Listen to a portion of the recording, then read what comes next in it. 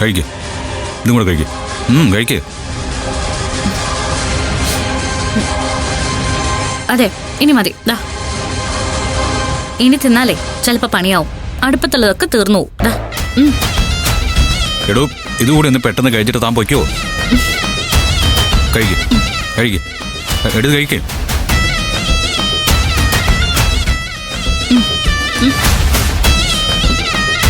കഴിക്കും.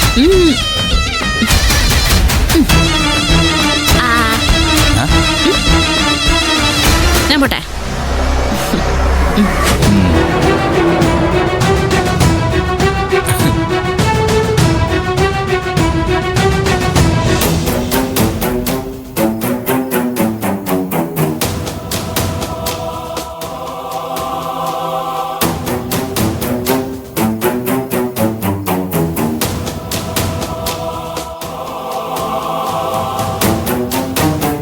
എന്താ എന്താ ഇവിടെ വന്ന് നിൽക്കുന്ന? ഏയ് ഒന്നുമില്ല, വെറുതെ. ഏട്ടാ എന്നോട് ചോദിച്ചു, നിങ്ങൾക്ക് എന്തേലും അസ്വസ്ഥതയുണ്ടോ, കൂടുതലൊന്നും സംസാരിക്കുന്നില്ലല്ലോ എന്ന്. അത് നിങ്ങൾ കൂടുതൽ സംസാരിക്കുന്നതുകൊണ്ട് തോന്നുന്നതാവും. ഏട്ടൻ ഇപ്പൊ ഇങ്ങോട്ട് വരാൻ തോന്നിയത് നന്നായല്ലേ? സത്യം പറയാലോ, ഇപ്പോൾ എൻ്റെ ജീവിതത്തിൽ നിന്ന് ഒരു മരവിപ്പൊക്കെ അങ്ങ് മാറിയതുപോലെ. നമ്മുടെ വേണ്ടപ്പെട്ടവരൊക്കെ നമ്മുടെ ചുറ്റും ഉണ്ടാവുമ്പോൾ സന്തോഷമൊക്കെ അങ്ങ് തനിയെ വരുമല്ലോ. നമുക്ക് വേണ്ടപ്പെട്ടവരെ നമ്മുടെ ചുറ്റിൽ നിന്ന് അകറ്റുമ്പോൾ അത് ഓർക്കണമായിരുന്നു.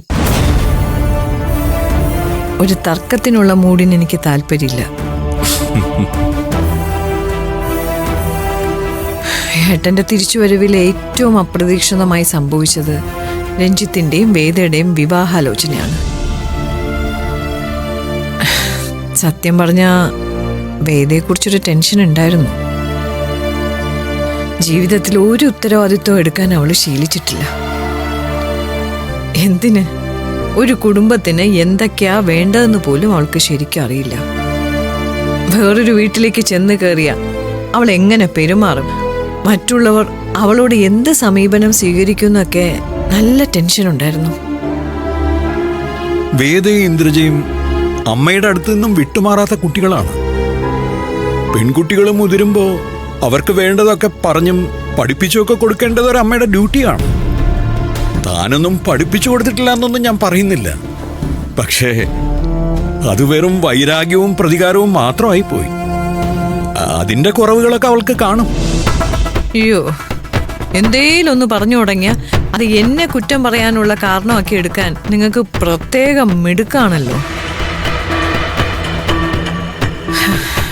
എന്തായാലും ഞാൻ അവളെ കൊണ്ട് അടുക്കള പണിയൊന്നും ചെയ്യിച്ചിട്ടില്ല, ഇനി ചെയ്യിപ്പിക്കാൻ ഉദ്ദേശിച്ചിട്ടുമില്ല.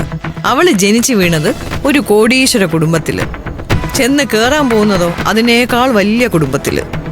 അവളുടെ കാര്യം നോക്കാൻ പ്രത്യേകം ഒരു സെർവന്റിനെ വയ്ക്കണമെന്ന് ഞാൻ രഞ്ജിത്തിനോട് പറഞ്ഞോളാം. ഉപാധികളൊക്കെ കൊള്ളാം, പക്ഷേ ഇതൊക്കെ ശരിയാണെന്ന് തന്നെയാണോ തന്റെ വിശ്വാസം? Why not? എന്റെ മക്കള് സൂഹിക്കട്ടെ, എനിക്കത് കാണാൻ വേണ്ടേ? പത്മ, വിവാഹ കാര്യത്തിൽ ഇപ്പൊ പരിപൂർണമായൊരു സമ്മതം എന്തായാലും എന്റെ ഭാഗത്തു നിന്നില്ല. മകന് സമ്മതമല്ലല്ലോ, പിന്നെങ്ങനെയാ അച്ഛന് സമ്മതാവുന്നത്? ഇതിപ്പോ ഏട്ടൻ മോശമായതുകൊണ്ടോ രഞ്ജിത്ത് മോശമായതുകൊണ്ടോ ഒന്നല്ല, എന്റെ ബന്ധുക്കളുടെ വീട്ടിലേക്ക് വേദ പോകുന്നു എന്നത് മാത്രമാണ് ഒരു കുഴപ്പം. രഞ്ജിത്ത് തന്റെ സഹോദരന്റെ മകനായതുകൊണ്ട് എനിക്ക് കുഴപ്പമൊന്നുമില്ല. പക്ഷേ പെട്ടെന്നൊരു ദിവസം ഒരാളെ ചൂണ്ടിക്കാണിച്ച് അവളോട് വിവാഹം കഴിക്കണമെന്ന് പറഞ്ഞിടത്താണ് തെറ്റ്. നിങ്ങളുടെ വിവാഹാലോചന വന്നപ്പോ എന്നോട് ഏട്ടൻ പറഞ്ഞു, നിങ്ങളെ തന്നെ ഞാൻ വിവാഹം കഴിക്കണമെന്ന്.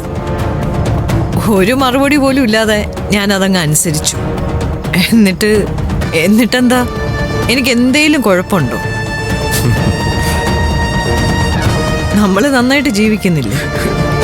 അപ്പോ ആ സിസ്റ്റം തെറ്റാണെന്ന് എനിക്ക് എങ്ങനെ പറയാൻ പറ്റുക? പത്മ, കാലം മാറി. മാറിയ കാലത്തിനനുസരിച്ച് ജീവിക്കാനുള്ള പ്രാക്ടിക്കൽ ബുദ്ധി എൻ്റെ മോൾക്കുണ്ട്. അതിനെക്കുറിച്ചൊന്നും നിങ്ങൾ ആവശ്യമില്ലാതെ ടെൻഷൻ ആവാതെ. ഏട്ട ആവശ്യപ്പെട്ടിട്ടുണ്ടെങ്കിൽ ഞാനത് സമ്മതിച്ചിട്ടുണ്ട്.